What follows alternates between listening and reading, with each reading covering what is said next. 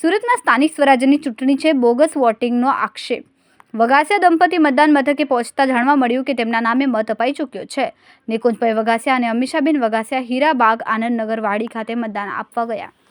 મતદાન મથક પર ઓફિસર દ્વારા જણાવવામાં આવ્યું કે તમારો માટે સવારે અપાઈ ગયા છે.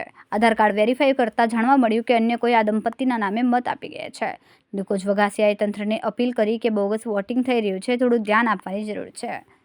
નિકુંજભાઈ વાલજીભાઈ વઘાસિયા તથા મારા વાઇફ જેમનું નામ છે અમીષાબેન નિકુંજભાઈ વઘાસિયા, અમારા બંનેના અમે મતદાન માટે અહીંયા આનંદનગરની વાડીમાં ગયા હીરાબાગ ખાતે.